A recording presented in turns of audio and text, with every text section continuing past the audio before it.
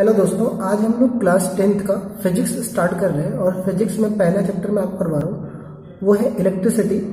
देखिए बच्चे, इलेक्ट्रिसिटी जो आपका है वो काफ़ी एक इम्पॉर्टेंट चैप्टर है बिकॉज आपका ये 10th में भी है और अगर आप 11th-12th में साइंस लेते हो तो ये बहुत इंपॉर्टेंट रोल प्ले करता है आगे के लिए, तो इसको थोड़ा अच्छे से पढ़ना आप। और बच्चे देखिए, जब मैं इसको पढ़ाऊंगा आपका साइंस तो मैं आपको कॉन्सेप्ट भी वो समझाऊंगा, एक्सप्लेन करूंगा और साथ में नोट्स भी लिखवाते चलूंगा।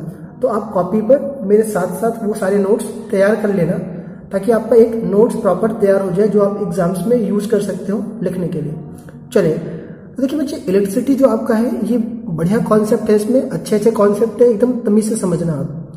तो देखिए इलेक्ट्रिसिटी क्या होती है कि जब किसी भी वायर में या किसी भी चीज में इलेक्ट्रॉन फ्लो करते हैं, इलेक्ट्रॉन जब चलते हैं तो बिजली पैदा होती है, इलेक्ट्रिसिटी प्रोड्यूस होती है। तो एक नया वर्ड आपके सामने निकल के आया कि आखिर ये फ्री इलेक्ट्रॉन क्या होता है ना? फ्री इलेक्ट्रॉन क्या होता है? तो जब फ्री इलेक्ट्रॉन समझ जाओगे तो आप ये भी समझ जाओगे कि बिजली क्या होती है। तो देखिए यार, बेसिकली हमारे पास दो तरह की चीजें होती हैं, एक होते हैं कंडक्टर, एक होते हैं इंसुलेटर। तो पहला आप हेडिंग लगा लीजिए कि व्हाट इज द कंडक्टर। जब आप कंडक्टर समझोगे तो आप फ्री इलेक्ट्रॉन भी समझ जाओगे। तो कंडक्टर वो होते हैं जिनके पास फ्री इलेक्ट्रॉन्स होते हैं और उसी की वजह से उनके अंदर से बिजली आराम से पास हो जाती है या करंट इजीली फ्लो कर जाता है। तो कंडक्टर आर, दीज आर या कंडक्टर आर दोज मटीरियल्स, मेरे साथ साथ लिख लीजिए आप, those material which can pass electricity easily, electricity through it। इसका एक एग्जाम्पल देख लेते हैं कि कौन सा कंडक्टर होगा। जैसे बच्चे आपका आयरन है, लोहा है, वो एक कंडक्टर होता है। उसी तरह से कॉपर हो गया, वैसे तरह से एल्यूमिनियम हो गया।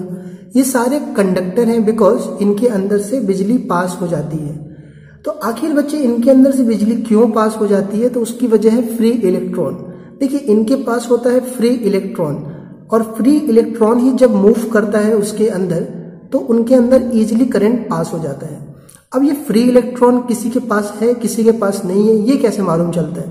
तो इसके लिए मैं एक छोटा सा एग्जाम्पल दूं आपको कि जैसे आपने पढ़ा होगा एल्यूमिनियम का एटॉमिक नंबर 13 आपने पढ़ा होगा केमिस्ट्री में। ये तो आपने ये पढ़ा होगा कि ये अपना 3 इलेक्ट्रॉन किसी को इजीली लूज कर देता है। तो इसके पास 3 इलेक्ट्रॉन फालतू के होते हैं। प्लस का मतलब हो गया इसके पास 3 इलेक्ट्रॉन फालतू के हैं, इन्हीं को हम फ्री इलेक्ट्रॉन्स कहते हैं। तो इसीलिए फ्री इलेक्ट्रॉन की वजह से ही इसके अंदर इजीली करंट पास हो जाता है और ये एक कंडक्टर कहलाता है। तो जब किसी भी मटेरियल के अंदर से फ्री इलेक्ट्रॉन मूव करते हैं, जैसे मान लीजिए ये मार्कर है और ये पेन है, या सपोज करिए पेन है ये, और इस पेन के अंदर फ्री इलेक्ट्रॉन है, तो अगर ये फ्री इलेक्ट्रॉन मूव करने लगे, या कोई रॉड है, मान लीजिए सपोज करिए ये रॉड है और इसके पास फ्री इलेक्ट्रॉन है, तो अभी तो ये रुके हुए हैं। अगर यही इलेक्ट्रॉन चलने लगेंगे तो इसमें क्या प्रोड्यूस हो जाएगी? इलेक्ट्रिसिटी प्रोड्यूस हो जाएगी। तो electricity is the flow of free electrons. Clear है?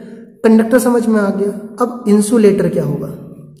तो इंसुलेटर जो होते हैं इसका उल्टा हो जाएगा। Insulator are those material which can not हो जाएगा, यहां पर आकर आपका कैन नॉट हो जाएगा। आप लिख लेना, जो वीडियो को पॉज करिए खुद से लिखिए कि insulator are those material which can not pass electricity through it. इसके एग्जाम्पल देख लेते हैं कि इंसुलेटर के कौन कौन से एग्जाम्पल्स हैं। तो जैसे रबर हो गया आपका, है ना, रबर आपका एक इंसुलेटर है। उसके अलावा प्लास्टिक हो गई आपकी, प्लास्टिक एक इंसुलेटर है। साथ ही बच्चे जितनी गैस होती हैं आपकी, हवाएं जो होती हैं, ऑक्सीजन, नाइट्रोजन, सल्फर, ये सब कैसी हैं? कार्बन डाइऑक्साइड, ये सब आपकी इंसुलेटर होती है। अगर ये कंडक्टर हो गई तो हवाओं में करंट फ्लो कर जाएगा, क्योंकि तारों में तार तो ओपन होते हैं। देखो खंभों पर, जो पोलों पर जो वायर्स होते हैं वो ओपन होते हैं, उसमें करंट फ्लो करता है। तो अगर गैस कंडक्टर हो गया तो क्या हो जाएगा? पूरी हवाओं में करंट फैल जाएगा। तो ये इंसुलेटर के एग्जाम्पल्स हो गए। तो ये तो रहा कंडक्टर और इंसुलेटर। अब हम थोड़ा सा आगे बढ़ते हैं, इसके आगे क्या देखते हैं हम लोग कि बच्चे अगला जो कॉन्सेप्ट आ रहा है आपका वो है कि सर्किट क्या होता है। हेडिंग लगाइए आप, सर्किट, हेडिंग लगाइएगा सर्किट, कि व्हाट इज द सर्किट। अब थोड़ा सा ट्रिकी वर्ड आएंगे आपके सामने। सर्किट क्या होता है? देखिए सर्किट कुछ ऐसा दिखता है, जब मैं बनाऊंगा डायग्राम तो आपको चीजें थोड़ी थोड़ी क्लियर होंगी। जैसे मैंने एक ऐसा डायग्राम बनाया आपके सामने, कुछ ऐसी चीज को हम लोग सर्किट कहते हैं। तो आखिर सर्किट क्या होता है? तो सर्किट में जो ये फिगर बना हुआ है बच्चे, जो ये फिगर मैंने यहां पर ये जो चीज बनाई है इसको हम लोग बैटरी कहते हैं, ठीक है। और ये जो मैंने बनाया है ये एक बल्ब है आपका। सर्किट में इन दोनों के अलावा बहुत सारी चीजें और भी होती हैं, और ये जो होता है इसको की बोलते हैं। की का मतलब हो गया स्विच, जो बटन आती है आपकी, हम जिससे ऑन ऑफ करते हैं, उसको रिप्रेजेंट करने का ये एक तरीका होता है साइंस के अंदर। अच्छा आगे और सुन लीजिए आप इसके आगे, कि ये जो तरीका है लिखने का ये साइंस का फॉर्मेट है, तो इसीलिए हम की को ऐसे डॉट बना करके लिखते हैं। तो ये जो फिगर है इसी को हम सर्किट कहते हैं। तो सर्किट होता क्या है कि करंट का एक बंद रास्ता, देखो ये बंद है, अब कहोगे यार ये बंद कैसे है, यहां से गया यहां पर, फिर ये यूं चलो यहां तक आया, लेकिन यहां तो ओपन है। बच्चे ये फिगर है, ये एक बटन लगा होता है, स्विच है, तो बेसिकली ये पूरा क्लोज्ड है। अगर ये पॉइंट नहीं लगा होता तब ये खुला माना जाता। तो ये पूरा जो बना हुआ है यही एक सर्किट है। तो सर्किट की डेफिनेशन होती है कि करंट का बंद रास्ता, a continuous close path of continuous closed path of electric current is called circuit. Current का बंद, देखो सर्किट तभी माना जाता है जब आपका करंट का रास्ता क्लोज्ड हो, बंद हो। देखो यहां से बैटरी का तार गया है और फिर आकर यहां पर बंद हो गया। अच्छा ओपन किसको बोलेंगे? देखो मैं ओपन बनाकर दिखाता हूं तो आपको चीजें क्लियर समझ में आएंगी। कि जैसे मान लो ये होता, तो ये आपका जो सर्किट है ये ओपन है, बिकॉज ये यहां से यहां तक कनेक्ट नहीं है। पॉइंट बना दूंगा तो कनेक्ट हो जाएगा। तो सर्किट की डेफिनेशन होती है अ कंटिन्यूअस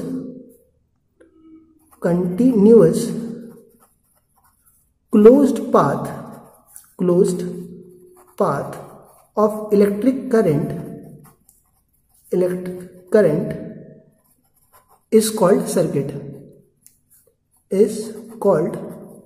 सर्किट। ठीक है, मेरे साथ साथ नोट करिएगा। तो ये हो गया सर्किट की डेफिनेशन। एक छोटा सा सर्किट मैंने आपके सामने बनाया हुआ है यहाँ पर। अब कुछ बातें और आपको जाननी है सर्किट से रिलेटेड, चलिए आगे बढ़ते हैं। देखिए सर्किट से रिलेटेड अगली बात आपको ये जाननी है कि जैसे मैं एक सर्किट बनाऊं आपके सामने, जैसे ये मान लीजिए मैंने एक सर्किट बनाया, तो ये जो मैंने बैटरी बनाई है, ये जो बैटरी बनाई है मैंने यहाँ पर, इसमें जो ये बड़ा वाला होता है ये पॉजिटिव को रिप्रेजेंट करता है, छोटा वाला होता है ये नेगेटिव को रिप्रेजेंट करता है। जैसे आप सेल खरीदते हो, चाहे रिमोट का सेल खरीदते हो या घड़ी की सेल खरीदते हो आप, तो उसमें ऊपर प्लस लिखा होता है, यहाँ नीचे माइनस लिखा होता है। कुछ ऐसा ही है कि ये प्लस हिस्सा होता है और ये हिस्सा माइनस होता है। और हमेशा ध्यान रखना कि जो करंट का फ्लो होता है वो पॉजिटिव डायरेक्शन से लेकर के नेगेटिव की तरफ होता है। यानी करंट की जो डायरेक्शन होती है, करंट के चलने, बिजली की चलने की जो दिशा होती है पॉजिटिव से नेगेटिव होती है। और दूसरी चीज कि जो इलेक्ट्रॉन चलते हैं, इलेक्ट्रॉन क्या होता है, मैंने बताया था आपको कि जिस मटेरियल के पास फ्री इलेक्ट्रॉन होते हैं जब वही चलते हैं तो करंट पैदा होता है। तो इलेक्ट्रॉन के चलने की डायरेक्शन उल्टी होती है, वो ध्यान रखना कि इलेक्ट्रॉन नेगेटिव से पॉजिटिव चलते हैं और करंट पॉजिटिव से नेगेटिव चलता है, नेगेटिव टू पॉजिटिव, ये ध्यान रखना। अब ये क्यों नेगेटिव और पॉजिटिव उल्टा चलते हैं, अभी आप आगे चलते चलोगे तो थोड़ा सा टफ कंसेप्ट है, ये मैं आपको आगे समझा दूंगा। चलिए बढ़ते हैं आगे, इसके आगे बच्चे। इसके बाद हम देखते हैं कि जो हमारा ये करंट का डायरेक्शन होता है पॉजिटिव नेगेटिव और नेगेटिव पॉजिटिव, इसके बाद ये बड़े वाले को प्लस कहते हैं, इसको माइनस कहते हैं, ये बल्ब हो गया, ये की हो गया। चलिए अब हम जानते हैं इसके आगे कि व्हाट इज द चार्ज, कि चार्ज किसे कहा जाता है। बच्चे ये चार्ज का पूरा नाम है इलेक्ट्रिक चार्ज। अपने नोट्स में आप बिल्कुल ऐसे ऐसे चीजें नोट करते चलिएगा, नीचे लिखते चलने जनाब, ठीक है। चार्ज क्या होता है, किसे चार्ज कहते हैं।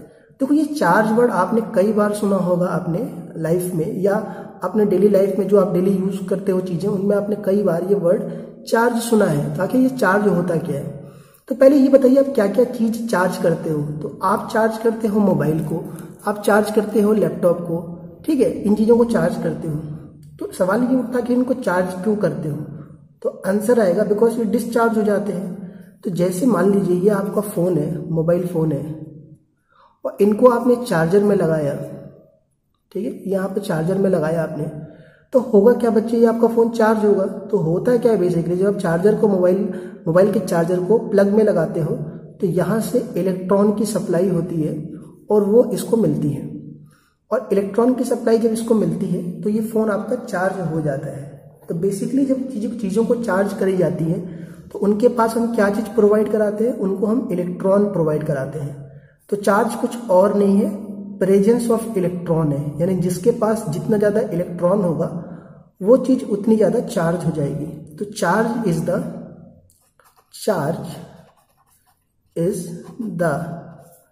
प्रेजेंस ऑफ इलेक्ट्रॉन, ठीक है ना। प्रेजेंस SENCE, ये वाला स्पेलिंग देख लेना, SENCE है यहाँ पर, presence of electron. Charge is the presence of electron. किसी के पास जब इलेक्ट्रॉन की प्रेजेंस होती है तो उसको हम चार्ज कहते हैं, या हम बोलेंगे कि वो ऑब्जेक्ट चार्ज हो गया, इलेक्ट्रिक चार्ज हो गया। अब जब डिस्चार्ज होता है चीज तो क्या चीज खो जाएगा, उसका इलेक्ट्रॉन लूज हो जाता है, ठीक है, क्योंकि वर्क करने के लिए, काम करने के लिए एनर्जी चाहिए होती है और वो एनर्जी इलेक्ट्रॉन के फॉर्म में उसमें से निकलती चली जाती है। इतनी बात क्लियर है। अब आगे जानना आप कि चार्ज जो होता है उसका फॉर्मूला होता है चार्ज बराबर N इंटू ई। अब N इंटू ई क्या होता है, ई होता है एक इलेक्ट्रॉन का चार्ज और N होता है नंबर ऑफ इलेक्ट्रॉन। थोड़ा मैं इसको समझाऊं कि जैसे मान लीजिए कि एक इलेक्ट्रॉन अपने साथ आता है तो 2 एनर्जी लेके आता है, 2 एनर्जी लेके आता है। 2 समझ लीजिए, 2 जूल वैसे होगा, लेकिन 2 एनर्जी लेके आता है।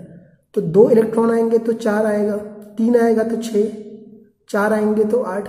तो जितने इलेक्ट्रॉन आएंगे उतना ही चार्ज होता जाएगा। तो यहाँ पर N होता है नंबर ऑफ इलेक्ट्रॉन, N का मतलब है नंबर ऑफ इलेक्ट्रॉन, और जो ये E है, E का मतलब होता है एक इलेक्ट्रॉन पे कितना चार्ज आता है, यानी एक इलेक्ट्रॉन अपने साथ कितनी एनर्जी लेके आता है। तो एक इलेक्ट्रॉन अपने साथ 1.6 इंटू 10 की पावर -19 इतनी एनर्जी लेके आता है, ठीक है ना। और जो इलेक्ट्रॉन की जो वैल्यू है, जो चार्ज होती है या उसके पास जो एनर्जी है, उसको हम कूलम में नापते हैं। कूलम क्या होता है मैं अभी समझाऊंगा, इसके लिए मैं यहाँ पर C वर्ड ये यूज कर लेता हूँ। थोड़ा सा आगे बढ़ते हैं, इसको हम थोड़ा सा और अच्छे से लिखते हैं। चार्ज को हम Q सिंबल से डिनोट करते हैं, N को N छोड़ दें और E को E छोड़ दें तो फॉर्मूला निकल के आता है Q बराबर N इंटू E। ये सुपर इंपॉर्टेंट फॉर्मूला है, इसको नोट कर लीजिए कि Q बराबर N इंटू E में Q होता है चार्ज, N होता है नंबर ऑफ इलेक्ट्रॉन और E होता है जब एक इलेक्ट्रॉन आता है तो उसके पास कितनी चार्ज होती है। और इस चार्ज को Q की जो यूनिट होती है, देखो कोई भी फिजिक्स की हम चीज पढ़ते हैं तो बिना यूनिट की वो चीज बेकार है। तो यूनिट ध्यान रखना, बहुत इंपॉर्टेंट रोल प्ले करते हैं फिजिक्स में। तो चार्ज की यूनिट जो होती है वो होती है कूलम, जिसको हम लोग शॉर्टकट में C लिखते हैं। तो चार्ज की यूनिट कूलम होती है जिसको हम C लिखते हैं, और एक इलेक्ट्रॉन पे जो चार्ज होता है वो होता है 1.6 इंटू 10 की पावर -19 कूलम। अब बच्चे ये जो फॉर्मूला है इस पर बेस्ड क्वेश्चंस आते हैं। 2 क्वेश्चंस मैं करवा रहा हूँ आपके सामने, आप उन दोनों क्वेश्चन को कर लीजिएगा, वो एग्जाम्स के लिए बहुत ही ज़्यादा इम्पॉर्टेंट है। चलिए वीडियो पॉज करके, अगर आपने नहीं नोट किया होगा तो आराम से वीडियो को पॉज करके आप सब नोट्स बना लीजिए, फिर आप अगला क्वेश्चन नोट करिएगा। देखिए अगला क्वेश्चन मैं जो ले रहा हूँ वो ये है कि क्वेश्चन लिख देता हूँ मैं यहाँ आपके लिए। Question, find charge on a device having 5 electrons. एक डिवाइस है जिसके पास 5 इलेक्ट्रॉन हैं। आप बताइए उसके पास कितने चार्ज होगा। तो आप मुझे बताइएगा चार्ज निकालने के लिए जो फॉर्मूला यूज किया जाता है Q बराबर N इंटू E। बच्चे इनको हम न्यूमेरिकल्स कहते हैं। फिजिक्स में न्यूमेरिकल्स की बहुत बड़ा इम्पोर्टेंस है और ये आपको बहुत अच्छे से आना जरूरी है। चलिए, तो Q बराबर N इंटू ई में आप मुझे बताइएगा N क्या होता है, नंबर ऑफ इलेक्ट्रॉन। तो किसी डिवाइस के पास 5 इलेक्ट्रॉन्स हैं तो N की जगह पर 5 रख देंगे, और जब एक इलेक्ट्रॉन आता है तो अपने साथ इतनी एनर्जी लेके आता है। ये मैंने पढ़ाया था आपको। जब इसको मल्टीप्लाई करेंगे तो नंबर का नंबर में करेंगे, पावर को छोड़ दीजिए। 16 5 80 होता है, तो ये 8.0 10 की पावर -19 आ जाएगा। चार्ज की यूनिट कूलम होती है, इसके लिए हम यहाँ पर C लिख देंगे और यही हमारा आंसर आ जाएगा, बिकॉज चार्ज की यूनिट कूलम होती है, तो यहाँ पर हम C लिख देंगे। ठीक है, एक और क्वेश्चन लेते हैं जो आपके इंडेक्स क्वेश्चन में से है। इंडेक्स क्वेश्चन कौन से होते हैं, जो आप बुक पढ़ते हो तो बुक में बीच बीच में क्वेश्चन दिए होते हैं ना, ब्लू कलर के डब्बे में, वो बड़े इंपॉर्टेंट क्वेश्चन होते हैं। पेपर में, बोर्ड के एग्जाम्स में, चाहे स्कूल के एग्जाम्स में सवाल वहीं से उठ के आते हैं, तो उनको जरूर किया करो। ठीक है, वो सब मैं आपको नोट्स में करवाते चलूंगा सीक्वेंस वाइज। तो क्वेश्चन बच्चे हैं आपकी स्क्रीन पर, क्वेश्चन में लिख रहा हूं, आप वीडियो पॉज करके नोट कर लेना कि लिखिएगा find number of electron present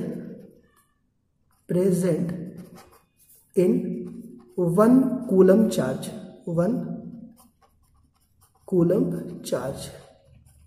एक कूलम चार्ज में कितने इलेक्ट्रॉन्स होते हैं ये बताइए। ये बहुत इंपॉर्टेंट सवाल है, ध्यान से सुन लो आप। तो देखिए बच्चे, इसका मतलब ये है कि जैसे मान लीजिए कि मेरे पास एक मोबाइल फ़ोन है और इस मोबाइल फ़ोन के पास 1 कूलम चार्ज है, तो सवाल ये उठता है कि जब 1 कूलम चार्ज है तो कितने इलेक्ट्रॉन आए होंगे तब इसके पास 1 कूलम चार्ज रहा होगा। तो आप कहोगे आप ये फॉर्मूला लगा दीजिए चार्ज वाला, Q बराबर N इंटू ई। इसमें चार्ज जो है Q है ये 1 दे रखा है, आपको नंबर ऑफ इलेक्ट्रॉन पता करने हैं और E की वैल्यू 1.6 इंटू 10 की पावर -19 पता ही होता है कि इतने इलेक्ट्रॉन की वैल्यू होती है, इलेक्ट्रॉन पे चार्ज की वैल्यू। जब आप इसको डिवाइड करेंगे तो ये नीचे आ जाएगा। देखो ये वैल्यू जो डिवाइड होती है ना, इसको आप याद कर लेना अभी फिलहाल के लिए कि ये डिवाइड होने के बाद 6.25 इंटू 10 की पावर 18 आता है। और ये बच्चे आप याद कर लेना, क्योंकि डिवाइड करोगे तो बहुत टाइम लग जाएगा आपका। मैं अभी सिखा देता हूँ कि इसका डिवीजन यही क्यों आता है, लेकिन आप ये याद करोगे तो भी काम चल जाएगा। और यही इस क्वेश्चन का आंसर है कि इतने इलेक्ट्रॉन जब आएंगे आपके पास तो आपका फोन 1 कूलम चार्ज हो जाएगा। अब डिवाइड में सिखा देता हूँ थोड़ा कि इनको डिवाइड कैसे करते हैं। तो 1 ऊपर था, 1 को यहाँ लिख लीजिए, 1.6 को बीच में लिख लीजिए यहाँ पर। कोई डाउट यहाँ तक है? या आप एक चीज मुझे बताइए कि अगर आप डिवाइड करोगे तो क्या मैं इसका, आप मुझे बताओ, सिर्फ ये बताओ कि अगर मैं 1/1.6 लिखता हूँ तो क्या मैं पॉइंट हटा करके ऊपर 10 नहीं कर सकता हूँ? तो आप कहोगे ये 10 हो जाएगा, नीचे 16 हो जाएगा। तो क्या करिए, आप यहाँ पर सिर्फ 16 लिखिए, यहाँ पर 10 कर लीजिए। अब ये पॉइंट से डिवाइड करोगे तो ये 100 हो जाएगा, पहले पॉइंट बार जाएगा। 16 6 या 96। ये अच्छा, ये 1/1.6 कहाँ से आया? ये 1 और ये 10 की पावर -19 को भूल जाइए आप। तो ये 4 आ जाएगा, ये कट जाएगा। अब 0, 16 को 2 बार लेके जाओगे तो 32 आ जाएगा। 8 अपने मन से 0 लगा लीजिए। 16 5 80 होता है, ये कट जाएगा। तो ये आ रहा है 0.625 अपॉन 10 की पावर -19 नीचे रह जाएगा। जब ये ऊपर जाएगा तो ये 10 की पावर 19 आ जाएगा। जब ये पॉइंट इधर शिफ्ट करेंगे आप तो इधर एक पावर कम हो जाएगा, 10 की पावर 18। तो ये आंसर आपका आ जाएगा। अगर ये यहाँ शिफ्ट करोगे तो यहाँ पर 10 की पावर 18 हो जाएगा, बिकॉज नीचे 10 लगाना पड़ेगा और ये कट जाएगा ये। तो ये सब आपको समझने से बेटर है कि आप ये क्यों ना इसका आंसर याद कर लो, क्योंकि जब भी सवाल आया है सेम ही डेटा के साथ आया हुआ है। तो ठीक है, इतना मैंने चार्ज तक आपको समझा दिया। फिर हम आगे बढ़ते हैं, कुछ और भी कॉन्सेप्ट समझेंगे। कोई डाउट है किसी कॉन्सेप्ट में तो आप जरूर कमेंट में लिखना कि किस टाइम पर, किस वीडियो के फ्रेम में, किस समय आपको कहाँ पर दिक्कत रही है। मैं सेपरेट वीडियो बना करके कोशिश करूँगा कि इसको सॉल्व कर दूँ।